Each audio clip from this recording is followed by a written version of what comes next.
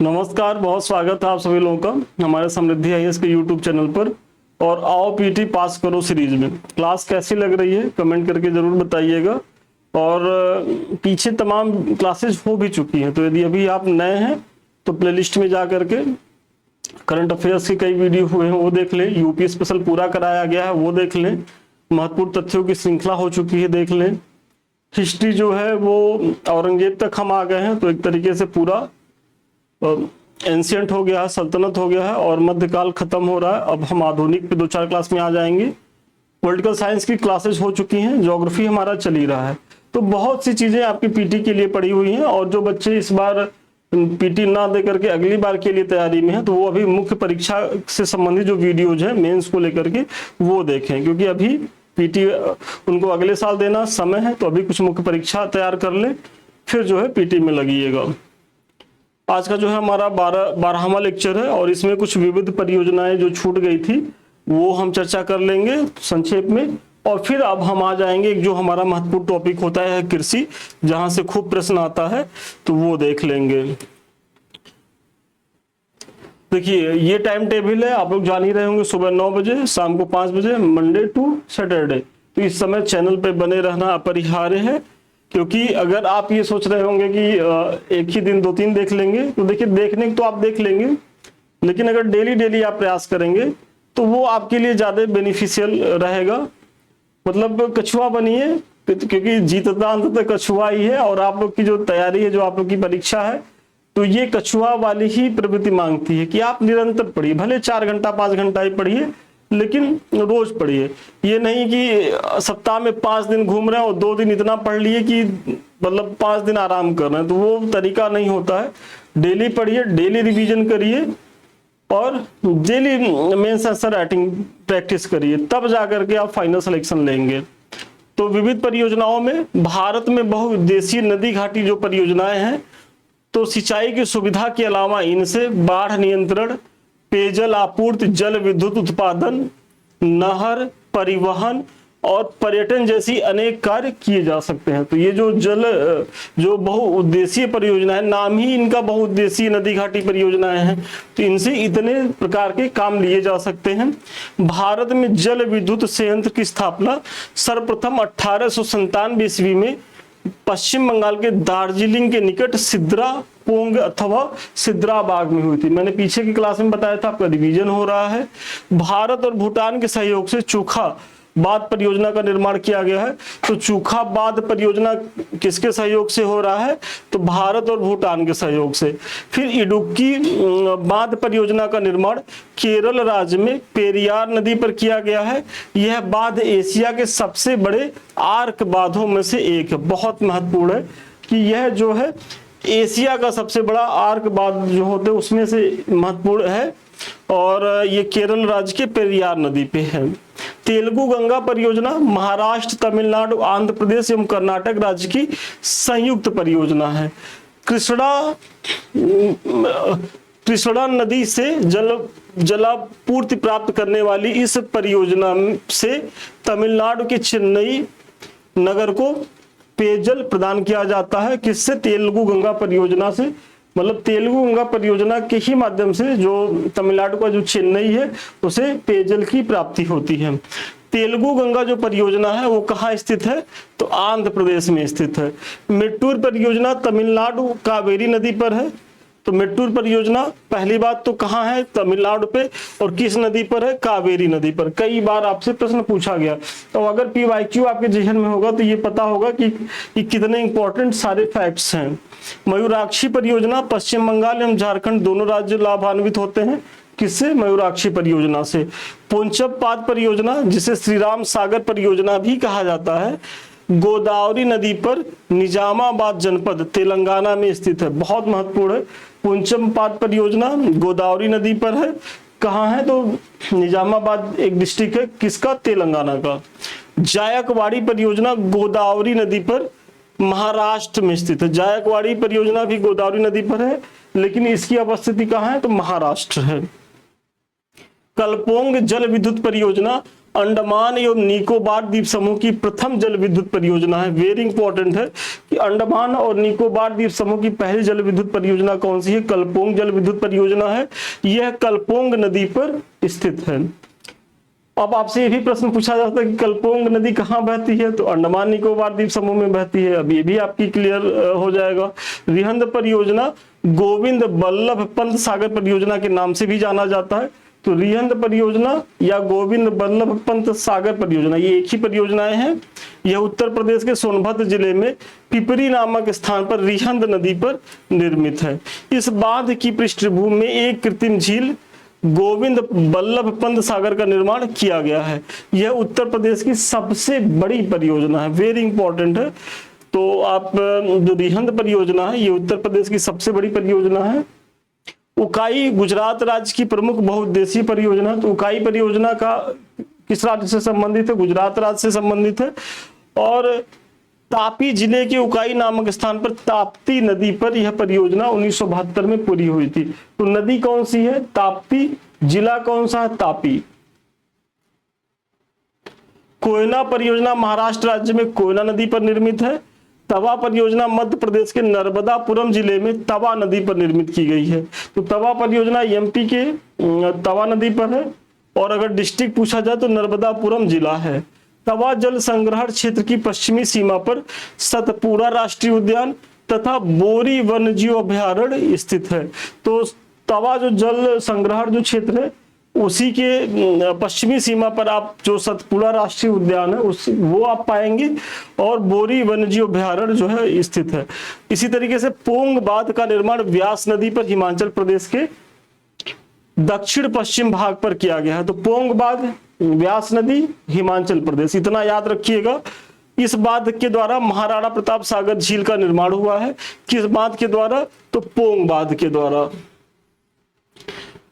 तुलबुल नौवहन परियोजना मुख्यतः जम्मू एवं कश्मीर में झेलम नदी पर निर्मित की गई है। तो तुलबुल परियोजना किस नदी पर है? झेलम नदी पर। कहाँ है? जम्मू कश्मीर में है। बगलिहार जल विद्युत परियोजना जम्मू एवं कश्मीर के रामबन जिले पर चिनाब नदी पर बनाई गई। कई बार पूछा गया तुलबुल, तो तुलबुल झेलम पर है और बगलिहार जो है वो चिनाब नदी पर है। देखिए, आगे बढ़ने से पहले संस्थान के द्वारा ये कुछ बैचेज चलाए जा रहे हैं। एक तो हमारा आरओ मुख्य परीक्षा को लेकर के, दूसरा हमारा है पीसीएस मेंस का प्रोग्राम। तो अभी तक यदि आप लोगों ने इसको ज्वाइन नहीं किया तो ज्वाइन करें। यहाँ क्या है कि डेली आपको प्रश्न दिए जाते हैं, टास्क दिए जाते हैं, आप लिख करके दिखाते हैं, उसका मूल्यांकन होता है। जो भी कमी रहती है बताई जाती है। आपका 1 नंबर आधा नंबर भी कटा है तो क्यों कटा है और कैसे आप इसे और ज्यादा इंप्रूव कर सकते हैं। और जब आप सभी लोगों की कॉपी चेक हो जाती है तो इस तरीके से मॉडल आंसर भी दिया जाता है। तो आप लोग इससे जुड़िए, इसका लाभ उठाइए, क्योंकि यहाँ क्या है ना कि आपके टॉपिक का पूरा कवर कराया जाएगा। मतलब कोई भी टॉपिक किसी भी प्रश्न पत्र का छूटेगा नहीं। और उद्देश्य भी संस्थान का यही है कि इसके माध्यम से आपको खूब ज्यादा प्रैक्टिस कराया जाए। मतलब मेंस में तो हमारा ये प्रयास रहेगा कि हम 750 प्लस प्रश्न करा के भेजें। और इतना प्रश्न अगर आप प्रैक्टिस करके मुख्य परीक्षा के पहले गए तो सोचिए आप कितनी अच्छी स्थिति में रहने वाले हैं। तो अगली जो सिंचाई योजना है तो दमन गंगा सिंचाई परियोजना कहाँ है? तो वलसाड जिला है, दक्षिणी गुजरात में, वापी से 30 किलोमीटर दूर दमन गंगा नदी पर है। तो दमन गंगा नदी तो आप पकड़ लेंगे, बस इतना जानिए कि गुजरात में है। गिरना सिंचाई परियोजना महाराष्ट्र के नासिक जिले में गिरना नदी पर निर्मित है। इसी तरीके से पांबा सिंचाई परियोजना पांबा नदी केरल के पथानामथिट्टा जिले में जो स्थित है, पथानामथिट्टा जिले में है पांबा सिंचाई परियोजना केरल में। बैरा सुइल जल विद्युत परियोजना हिमाचल प्रदेश में चंबा जिले में सुइल नदी पर स्थित है। बहुत महत्वपूर्ण है कि जो बैरा सुइल जल विद्युत परियोजना ये कहाँ है? तो हिमाचल प्रदेश में है। और चंबा जिले में, हिमाचल प्रदेश के चंबा जिले में सुइल नदी पर है। सुइल किसकी सहायक नदी है? तो सुइल रावी की सहायक नदी है। फिर Dulhasti hydro power station Jammu एवं कश्मीर के किश्तवाड़ जिले में चिनाब नदी पर अवस्थित है। तो दुलहस्ती हाइड्रो पावर जो स्टेशन बनाया गया है वो जम्मू कश्मीर के किश्तवाड़ जिले पर चिनाब नदी पर है। ये ललितपुर में बेतवा नदी पर स्थित राजघाट बांध परियोजना को रानी लक्ष्मीबाई बांध परियोजना के नाम से भी जाना जाता है। तो राजघाट बांध परियोजना अब क्या हो गया, रानी लक्ष्मीबाई बांध परियोजना। कहाँ है, तो ललितपुर में है उत्तर प्रदेश के, और कौन सी नदी पर है, तो बेतवा नदी पर। कई बार प्रश्न पूछा गया है। फिर किसाऊ बांध यमुना की सहायक नदी टोंस पर स्थापित है। टोंस हिमाचल प्रदेश एवं उत्तराखंड की सीमा से होकर प्रवाहित होती है। तो किसाऊ बांध कहाँ, यमुना की सहायक नदी टोंस पर है। गोदावरी नदी पर स्थित बभली प्रोजेक्ट महाराष्ट्र और तेलंगाना की एक अंतरराज्यीय विवादित बांध परियोजना है। तो ये बभली प्रोजेक्ट है गोदावरी नदी पर, ये जानिए, और महाराष्ट्र और तेलंगाना के बीच एक विवादित प्रोजेक्ट है। तपोवन विष्णुगढ़ जल विद्युत परियोजना उत्तराखंड के चमोली जिले में धौली गंगा नदी पर स्थित है। तो इसको भी जानते रहिए। फिर महाकाली संधि तो भारत और नेपाल के 12 फरवरी 1996 हुई थी। तो जो महाकाली नदी संधि हुई थी, देखिए महाकाली एक नदी है और ये बहती कहाँ है, तो नेपाल और भारत में, और इसी को लेकर के भारत और नेपाल के बीच एक संधि हुई थी 12 फरवरी 1996 में। इस संधि द्वारा महाकाली अथवा शारदा, मतलब महाकाली का ही एक नाम शारदा है, और जो कि भारत में कही जाती है, कि जल के उपयोग की सीमा निर्धारित की गई थी कि कितना जल जो है वो नेपाल उपयोग करेगा और कितना जल इसका भारत उपयोग करेगा। कल्पसर परियोजना के अंतर्गत खंभात की खाड़ी के पार एक बांध बनाने की योजना है जिससे ज्वारीय शक्ति उत्पन्न की जाएगी। तो कल्पसर परियोजना कहाँ है, तो खंभात की खाड़ी में है, और ये पावर प्रोजेक्ट है एक तरीके से। अब हम आते हैं एग्रीकल्चर, बहुत महत्वपूर्ण टॉपिक है। देखिए यहाँ क्या है ना कि इस वीडियो के माध्यम से हम एग्रीकल्चर का एक पार्ट देखेंगे।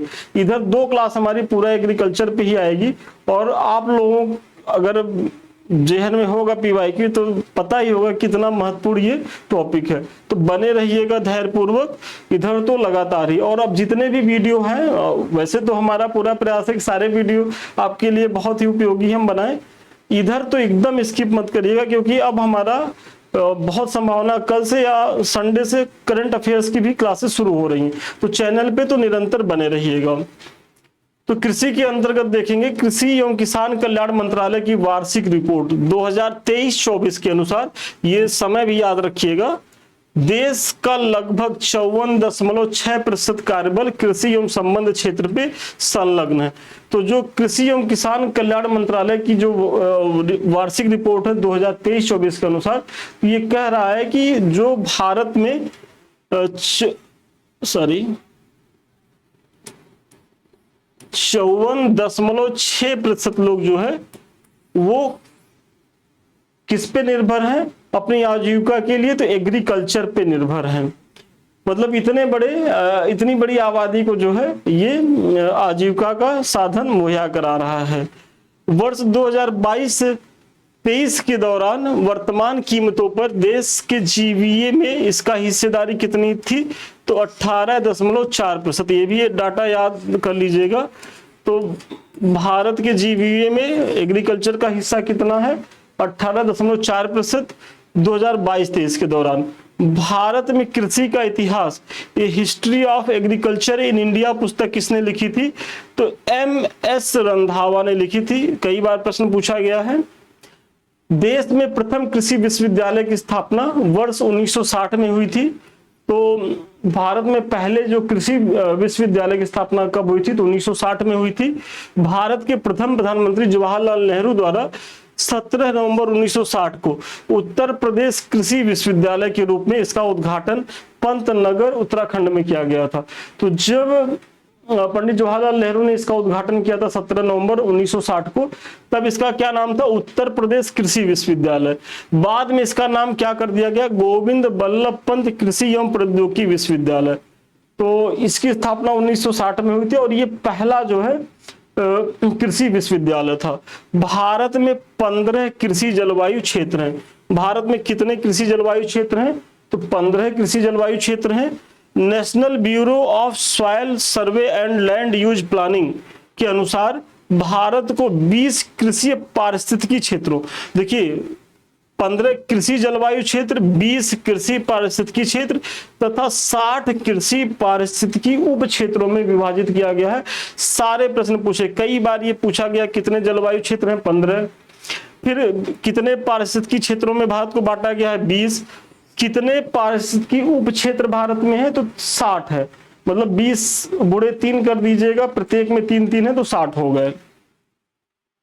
इनका वर्गीकरण मिट्टी, जल, वायु प्रकार एवं प्राकृतिक भौगोलिक परिस्थितियों के आधार पर किया गया है। तो मतलब ये जो कृषि पारिस्थितिक क्षेत्रों का जो डिवीजन किया गया है, तो वो उसका आधार क्या है, तो मिट्टी, जलवायु के प्रकार, प्राकृतिक भौगोलिक स्थितियों के आधार पर किया गया है।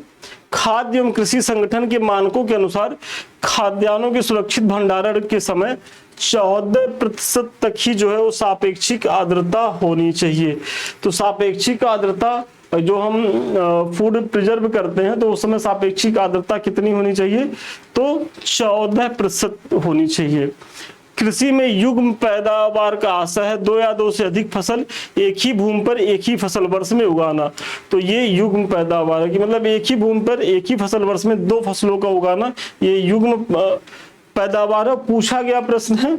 और मिश्रित खेती से क्या तात्पर्य है, तो मिश्रित खेती से तात्पर्य है कई तरह की फसलों के उत्पादन के साथ साथ पशुपालन को बढ़ावा देना।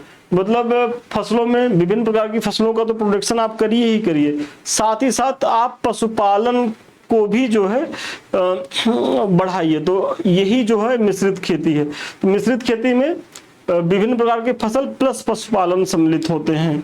भारत में ठेकेदारी कृषि को लागू करने में पंजाब राज्य जो है वो सबसे ज्यादा अग्रणी है। जो वर्तमान में कॉन्ट्रैक्ट फार्मिंग की एक अवधारणा बहुत तेजी से बढ़ रही है, अब तो कमोबेश हर जगह फैल गई है, तो इसका प्रारंभ और इसका सबसे ज्यादा विस्तार आप कहाँ देखेंगे, तो पंजाब में देखेंगे कॉन्ट्रैक्ट फार्मिंग की चीजों का।